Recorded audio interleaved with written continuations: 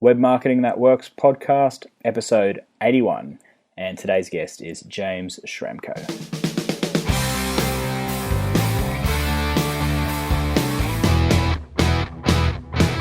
Welcome to the Web Marketing That Works podcast. Come behind the scenes of real-life marketing experiments and listen in as amazing guests confess the truth about what really works. Now, here are your hosts, Adam Franklin and Toby Jenkins. I'm Adam Franklin, and you are listening to the Web Marketing That Works podcast. This is the show for people like me and like you who love marketing on the web. I'll take you behind the scenes of real-life marketing experiments where we look at the good, the bad, and the ugly. We confess what's failed and reveal the truth about what really works. The show is brought to you by our book, which is called Web Marketing That Works, and it's brought to you specifically by the 33 free marketing templates that go with it. So if you would like to get your hands on those, please head over to bluewiremedia.com.au, and they are all yours for free. So today's guest is James Schramko, a fellow Sydney-sider whose business is called Superfast Business. And he's kind of been a virtual mentor to me over the years. As I say in the show, Dan Norris put me onto him many, many years ago, and I've listened to his podcasts. And in fact, I recall running around Ashgrove in Brisbane many years ago with James's insights and advice beaming into my ears through his podcasts. And I feel like he's really led the way in terms of content marketing, as well as proving that it doesn't need to be overly complicated. He's got a really easy to understand manner, no jargon, and he understands that not everybody is living in this internet web bubble that a lot of marketing and web online marketers live in. So he appreciates what it's like to be in business. He appreciates what it's like to be a marketer with all sorts of other jobs to do other than building an online marketing asset. So anyway, I have got a lot of good things to say about James, and this is actually our very first conversation, even though I've followed him for many, many years. So I was really excited by it. But how about we go check out the show and hear what James has to say. It's Adam Franklin here, and I'm thrilled to be joined by James Schramko. How are you, James? Great, thanks, Adam. How are you? Really well, really well. Now, it feels like I've known you, well, I have known you for many, many years. Dan Norris put me onto your podcasts at least 4 or 5 years ago, and I've been listening to all sorts of podcasts you've done, Freedom Ocean, Superfast Business, Sales Marketing Profit, and I've admired and followed what you've done from a content marketing standpoint. Firstly, well, the question I was really wondering, how many podcasts do you reckon you would have done in your time, including your own shows plus the times you've been interviewed? Well, I don't know, maybe 500? 500, yeah. Wow. Is that your primary, I guess, top of the funnel type of way of attracting people into your ecosystem? It is, Adam, because it's the one that I find the easiest to do. So you prefer talking over writing? Yeah, I don't type. I don't write stuff. I just talk. And that includes dictating to my computer or my phone. I really am not good at typing. There was even a period where my hands just felt like they weren't going to work anymore. I was getting sore wrists. And I later found out that I've got some kind of osteoarthritis. And talking is just so liberating. If I can talk it, it will be transcribed. It will turn into text. And I can create content in a medium that suits me the most. Excellent. That's a really good point, because a lot of people complain of writer's block, even though I don't believe in it myself. But certainly nobody ever gets speaker's block. And if you make a really good point that anything that you say can be turned into text, so no excuses there. So James, tell me a bit about the journey that a person goes on when they interact. You know, they discover you probably through a podcast or some interview that you've done. What's that journey that they then take to arrive into your ecosystem as a paying customer? Well, because of the philosophy that I have around content publishing, which I call Own the Racecourse, I put my best content on my site. And this means a few things. One is they're going to keep bumping into me because they may not be coming straight to my site, but they might find me on Twitter or Facebook or Google Plus or YouTube or iTunes. or any of the several places that we share our content to, but that'll usually lead back to my site.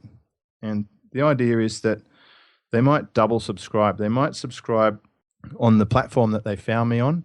They might friend me on Facebook or subscribe to my Facebook feed. They might follow me on Twitter. They might subscribe to my YouTube channel. They might become a podcast subscriber. And then they might hopefully join my email list. And at that point, then I'll be able to stay in touch when I publish new information. And the thing that drives my Own the Racecourse philosophy is continual publishing. It's this idea that you're going to be having a lifetime relationship with this person. So I never do stuff that rocks the boat or pushes people too hard. It's always very factual.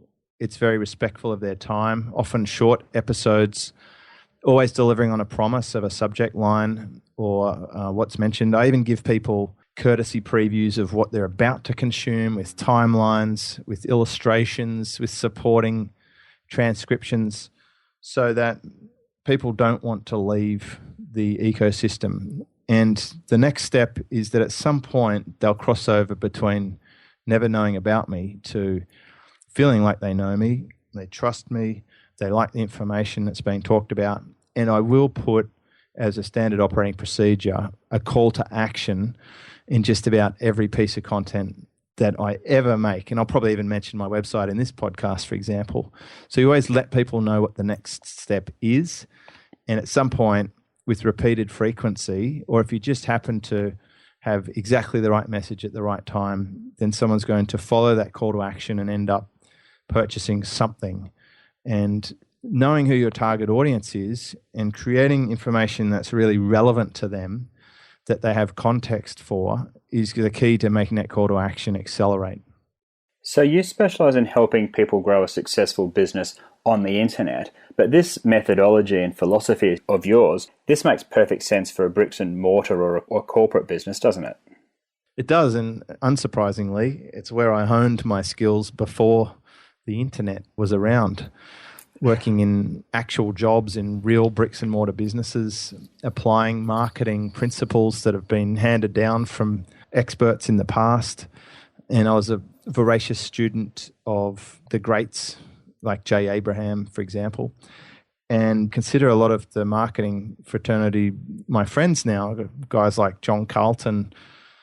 We exchange personal emails, and I picked up the stuff that worked offline, and it all translates to an online business. The fundamentals still work. I think some people try to cheat with the online market, thinking that the rules are somehow different, but I think the fundamentals are exactly the same. That's interesting, because one of my questions was going to be, what are the differences between using content marketing for a bricks and mortar or traditional corporate business versus a purely, I know you're not purely online, you run in-person events and the like, but predominantly you sell online products and services. But are there any differences between what a corporate business should be doing versus purely online business should be doing? Well, I think some of the subtleties might be that there's more choice online. You've got a lot of options. You have a pretty fast time frame. Like, you could have results within an hour. You could go and buy traffic on a popular traffic medium and steer it straight to an offer page. And you've got the ability to track, test, and measure in detail with anything online. Compared to offline, it's a little bit harder if you are sending a blimp across the beach on a busy Sunday. It's a little bit harder to track the direct response from that campaign in an offline business or an offline medium. But with online, it's very easy to track a URL with a tracking ID through to a conversion page. And you can also test in real time. Sure. So it doesn't matter if you're an online business or a bricks and mortar business. If you're marketing online, then you've got that ability to test stuff out really quickly, drive traffic to your site, attract leads and everything else really quite quickly. I think you can optimize better because you're getting more data. You can easily survey people. Things happen quickly, and there's a lot more analytics ability. Sure. And do you recommend that traditional businesses, say an accountant or anything for that matter, look to develop online products or online programs to complement what they're doing offline? Like, is that a genuine opportunity for people or not? I think that offline businesses can really harness advantages of having an online approach.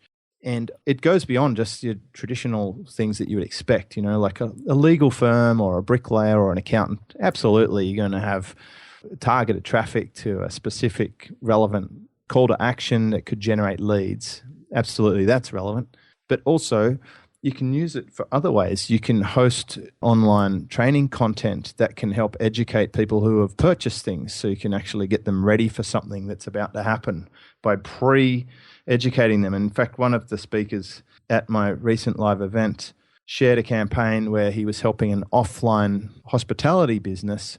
When someone was purchasing something, they started sending videos of previews of the experience that person had purchased and what they're about to have.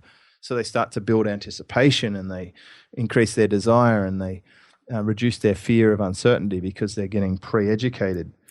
But also you can use your online portal or website as a place to create training materials for your internal team. You can use online collaboration tools to manage yourself better and your team. In fact, you'll start to see more people working from home or away from the actual traditional office or in the city. And Peter Drucker was talking about this in the 60s, maybe even the late 50s, the knowledge worker. But the online tools that we have, like scheduling tools and cloud storage of documents and the ability to send communications, audio and video and PDF documents to customers is such a powerful thing.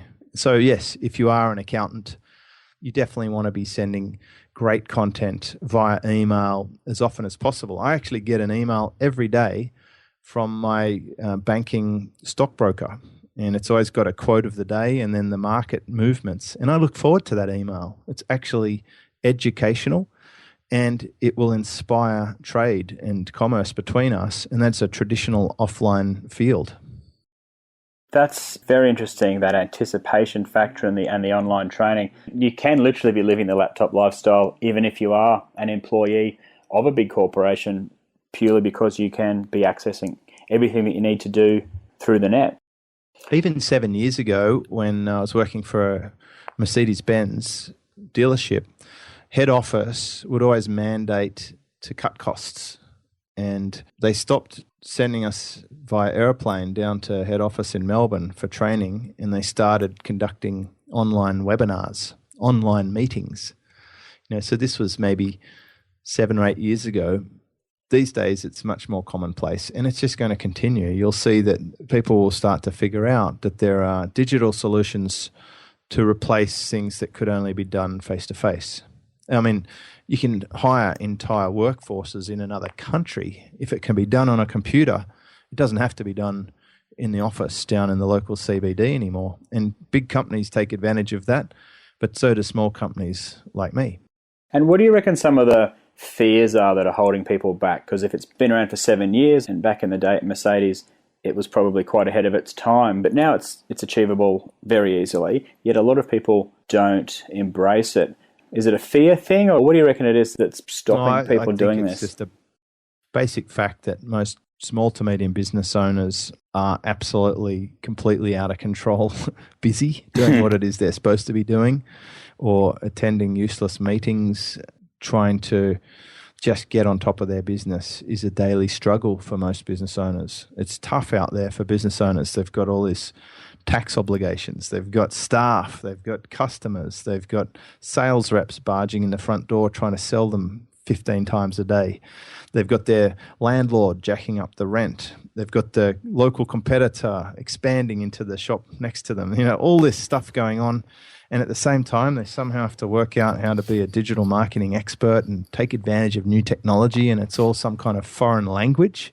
It makes sense to me that there's going to be a little bit of a lag period until regular business owners catch up with the sort of stuff that full-time online marketers talk about over breakfast. Sure. And plus they've got the disruptive people entering their industries trying to really shake them up and undercut their price and do it all phenomenally cheaper and better as well. Companies like Uber will come in and just decimate a taxi cab industry. There is whole industries, a VHS video shop is going to be a little bit worried about a Netflix. There is this chance that the whole business could be completely taken over. So it is worth paying attention to online trends.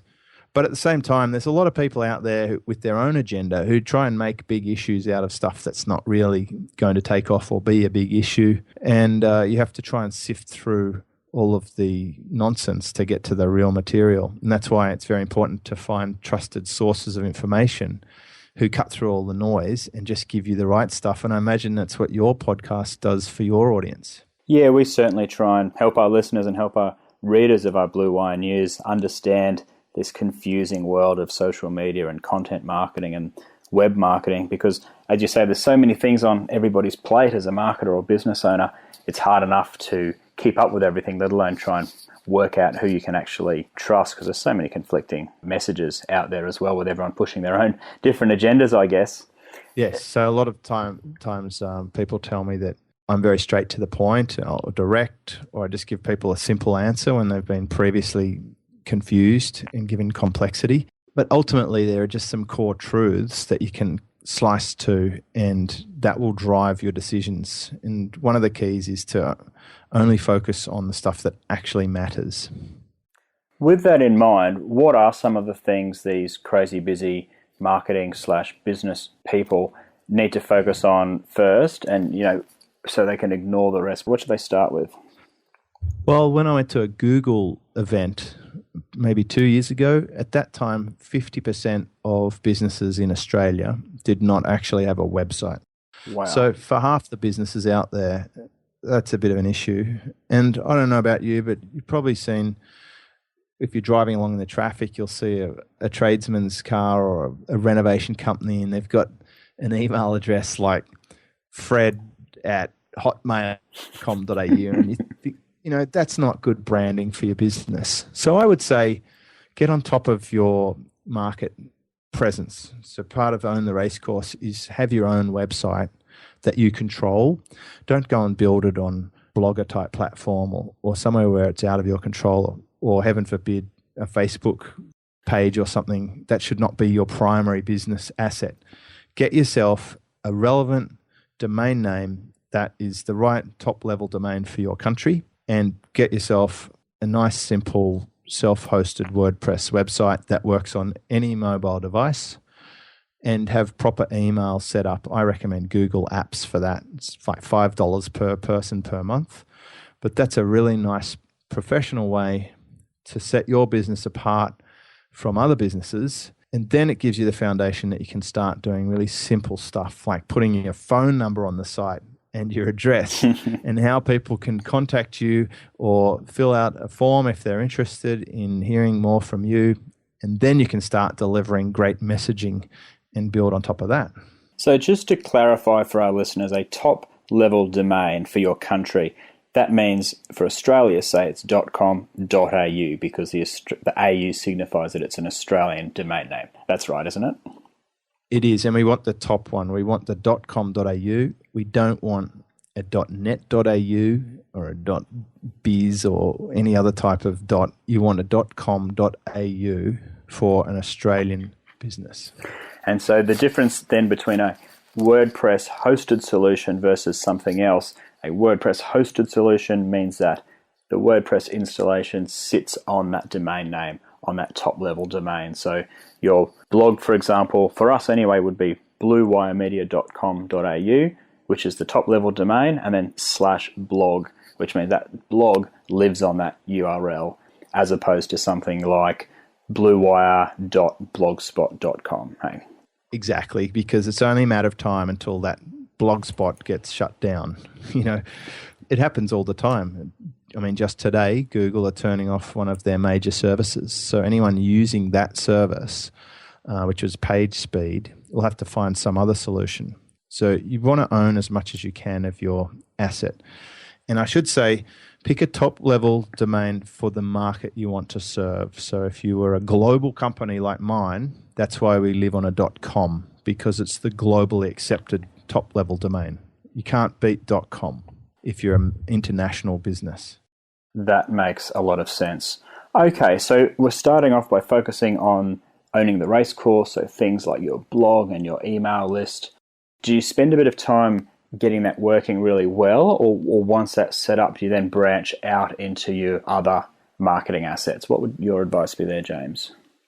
It really depends on the result you want, but it is worth having the main assets for the most popular websites. So if you were Bluewire, you'd want your domain name, but you'd also probably want to see if you could get the Facebook profile of Bluewire and a Twitter username Bluewire, and maybe Pinterest if you're selling something visual like handbags or lawnmowers.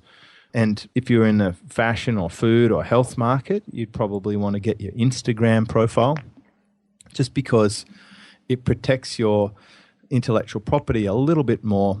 If someone else were to go and register it and you don't have a trademark, you may not be able to get it back. It could even be a competitor. And it's confusing for your customers if they expect to find you somewhere and you're not there.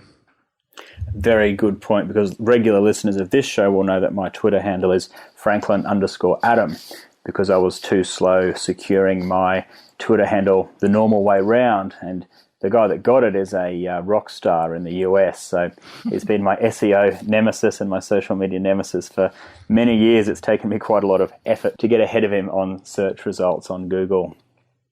Yeah, well, there's one other James Schramko out there, and the poor guy, he's like, got no chance. No, you'd have it over him. On the business side of things, I've had a really unfortunate scenario of a major international company setting up a .co.uk using the same business name as mine, and that can confuse people, and it is frustrating for my customers in that country, because the search engines will sort of mix the results a bit. So it's really important. These days, I'd say if you're a substantial business, go out and trademark your name early and register the top-level domains in any market you wish to be in, because if you can get it first and you're a newish business, it'll only cost you $9 or $10 per market. If you try and buy it back from a rock star, you're going to be paying a lot more if it's even available for sale. Is that the Superfast Business that has now got a .co.uk? Yes, and it only popped up recently, and it basically triggered trademark costs on my behalf to just protect the remaining markets that are left. And there's really nothing I can do about it other than change the name of my business, which is obviously a major inconvenience. To put it mildly.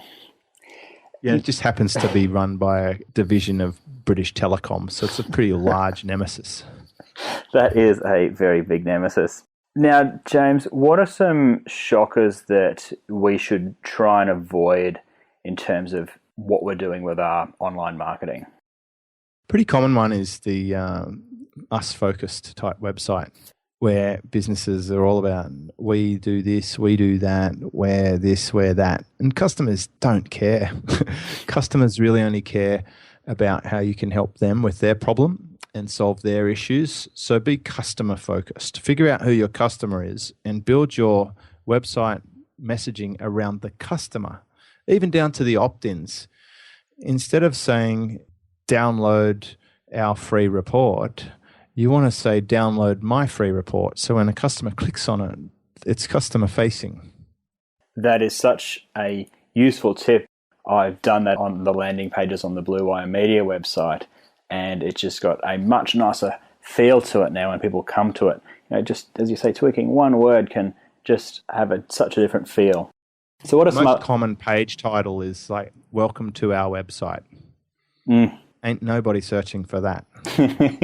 No, this is true. So let's touch on SEO briefly then, James. So you mentioned the most common title is welcome to our website, and people aren't searching for that. Can we dive a bit deeper into that and explain what you mean by that and what people should be putting on their page titles to actually attract people to them? One way for search engines to figure out what your site is about is they'll look to see what the title of the page is. And in technical terms, this is called a meta title, and there's also a meta description, and it's in the source code of your page. So if you're not an SEO aficionado, what I'm talking about might make no sense to you. But a lot of programs, and in particular WordPress, if you're using that as a platform, can easily incorporate your post title. So whatever you name your piece of content, say you're doing a blog post, will often show up as the page title. And that's good. You're helping a search engine, and we're specifically, when we talk about search engine, we're mostly talking about Google because it has such market dominance. It's helping them understand what your page could possibly be about. And then they'll go and look at other factors to see if it really is about that. They'll take into account the words on the page, the theme of the page, any images on the page, and they'll also even consider who's linking to that page and what do they use to describe the page when they link to it. That's called anchor text. So some of these factors, and then account to it, and then they'll look at other stuff like how quickly does this page load? Is it giving someone a good user experience? Is it clear? Or is it stuff that we've seen before, therefore not that interesting to us? Awesome. Because Google's not a human being, it can't read your mind. And if you're the best mortgage broker in Sydney, Google doesn't know that you're a mortgage broker in Sydney unless you actually give it those signals and tell it that you're a mortgage broker. So putting the words Mortgage Broker Sydney in all those areas that you've mentioned in the page title and meta description and throughout that piece of content is what it takes to actually tell Google that is what you do. So welcome to our website. It does not tell Google anything about what you do. So following James's advice there is exactly what you need to do. Use the words that people are typing into Google to look for somebody like you. And if you use those words, it will hopefully match up and you'll be there ranked on that first page of Google.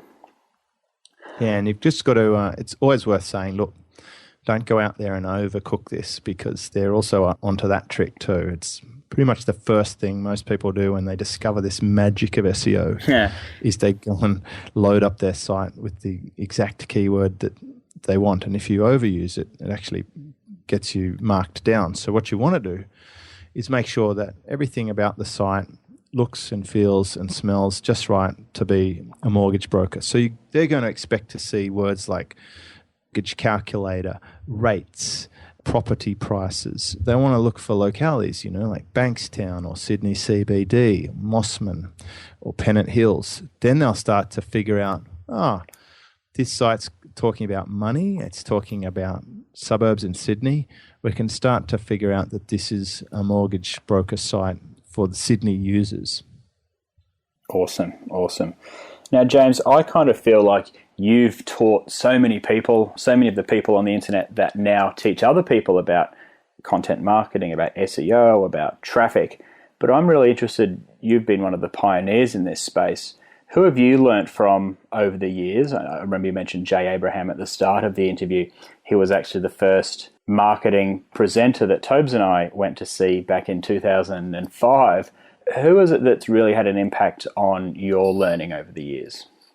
That's a pretty long list because I bet Kindles and I don't just zoom in on one person. I tend to spread the net pretty wide. In terms of content marketing, I think I'd have to credit Gary Vaynerchuk for his Wine Library TV. Observing what he did with regular videos was probably best practice for content marketing, driving actual sales of a real business. And this was when I started online, which is about 2005 or 2006.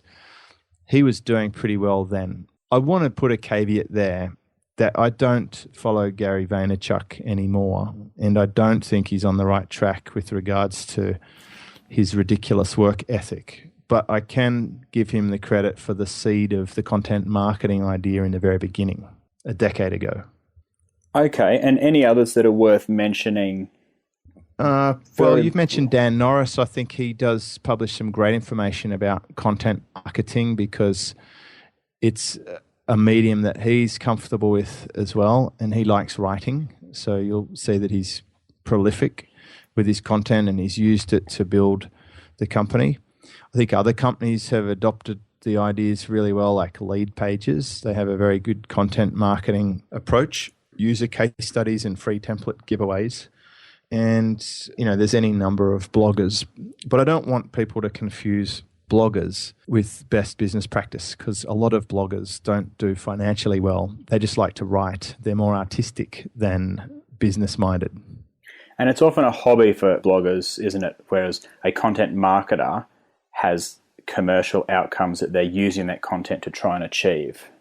And as a business owner or a business marketer, blogging alone isn't enough. It's got to guide people on that journey towards some commercial results. Yeah, I think you'll see content marketing is where a lot of the marketing budget should go and will go, because you're creating digital assets that can grow over time, that can deliver you a return on investment that is trackable.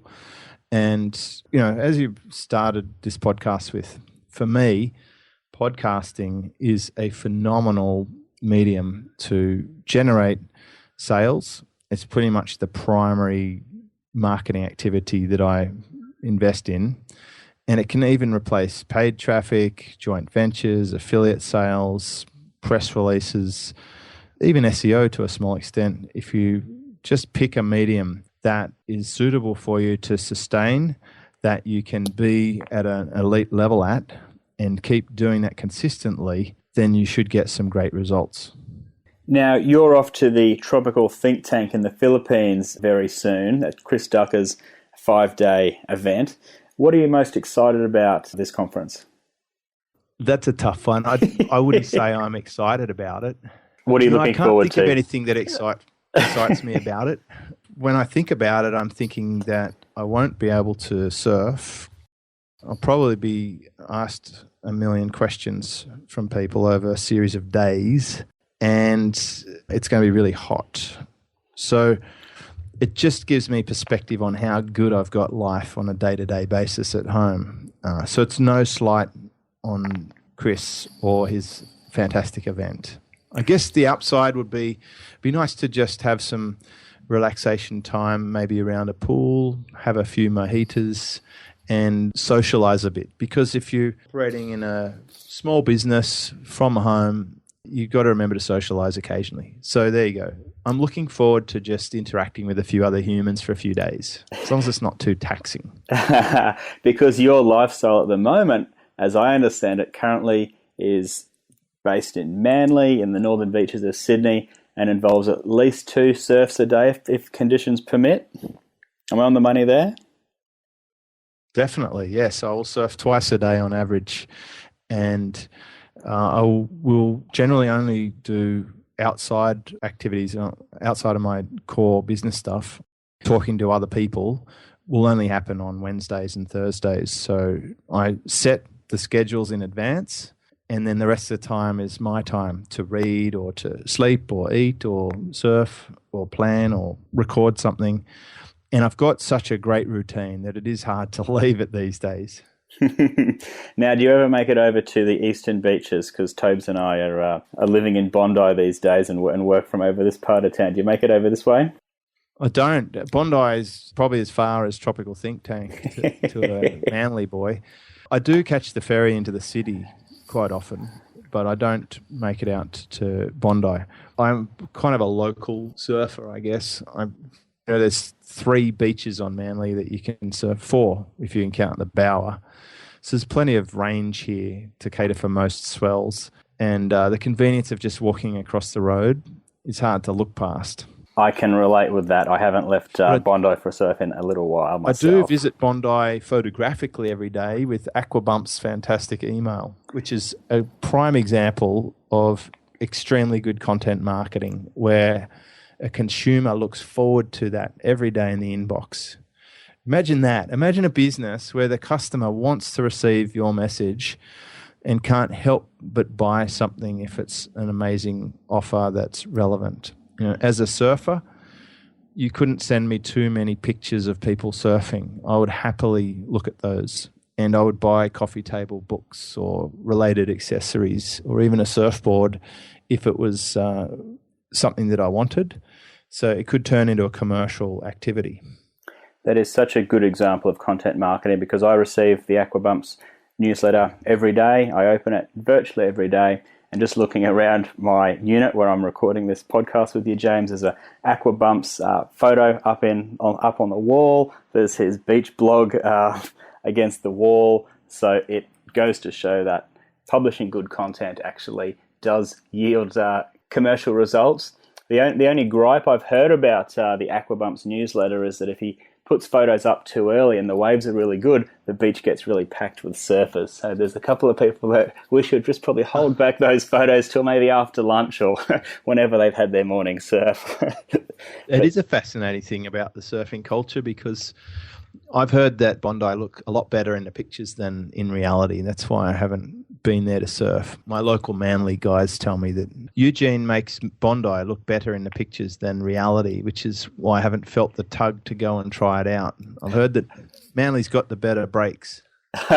I'm sure it does. I don't think Bondi's known for its amazing banks or stellar consistent conditions, but I actually gather Eugene's heading up to more of the northern beaches to photograph some of those, so we can compare and contrast. But James, on that note, thank you so much for joining myself today, and on behalf of the listeners, we appreciate all of your insights, and have a great time in the Philippines, and enjoy when you get out for your next surf. Thanks, Adam. Great to catch up. So that's a wrap from my chat with James Schramko. As I said, really cool to chat with him finally. And I actually forgot to ask him how listeners can find out more about his material. So if you want to find out more about James, and I strongly suggest that you do, head to superfastbusiness.com. That's superfastbusiness.com. Or head to owntheracecourse.com, both of which will give you access to sign up for James's material. He's very generous, he's very smart, so really sink your teeth into that and learn from somebody who makes it easy to understand and makes it digestible. Some of the things that James touched on that I really liked is that, everybody says this issue of time, not enough time to create content, not enough time to do all this stuff. But as he said, he doesn't like to write and doesn't write, but he can talk, and we can all talk. We can talk on the telephone, we can talk on Skype, we can talk into our dictaphone app on our smartphones. And we all have knowledge of something. Whatever it is that you do, you're an expert in something, you know more about a certain topic than other people. Therefore, it's very easy. There's already stuff in your head that you can talk about and you can share with other people. And James really breaks down that barrier that time is such an issue, because he will literally record something and then have that transcribed, turn that into an ebook. I've seen him turn transcriptions into your blog posts, which then become infographics. Also, he'll do YouTube videos. So anything that you can say to a camera or to a microphone can be turned into a whole host of different options for content. And we didn't cover it in that session, but I've heard James say on other podcasts that he has a small team of people help him. So he's not there creating the infographic himself or transcribing the interview or posting it into WordPress. He's got a team of people that will help him. But as the thought leader or the expert or whatever, he probably be uncomfortable with both of those expressions, even though he genuinely is. He takes that stuff out of his brain, says it into a microphone or into a video, and the rest of the team take it from there. So if time is an issue, take a leaf out of James's book and get a small team of people to help you out. Interesting also that James was speaking about owning the racecourse, owning the media platforms that you are using. So you own your email list, you own your website, but you don't own Facebook and we don't own Twitter. The rules can change on those, and the rules often do change. So very, very good advice to focus first and foremost on your website. And I still can't believe that 50% of at least Aussie businesses don't have a website. So huge opportunities for, firstly, the people that do have them, stick with it, add content to it, and you're ahead of half the businesses in Australia. But if you don't have one yet, then that's an opportunity too, because it's very easy to set up a very cheap, easy to run WordPress site and then simply answer questions that your customers ask you. If you're a bricklayer, as he said, if there are questions that people are asking you on the worksite or customers or clients, just literally take out your telephone and record the answer into your phone. Or if you're an accountant, answer questions that people are asking you and then get that content, that audio recording, transcribed, turn into a blog post, turn into an ebook, and there's so many possibilities. So that is all I'm going to cover on James there. So as I said, I forgot to ask him where to connect, but he told me after I stopped recording, owntheracecourse.com and superfastbusiness.com. gmail.com. So regular listeners will know that the intent of this podcast is to deliver actionable advice. James certainly delivered it in spades today. So I would love your feedback. You can always drop me an email at adam.franklin@bluewiremedia.com.au or else tweet me at Franklin_Adam. Thanks for listening through to the end. If you've enjoyed the show with James, I would love it if you left us a review on iTunes, because this helps our visibility and it helps get more good quality guests on the show, just like James Schramko. So thank you, and I shall see you next time.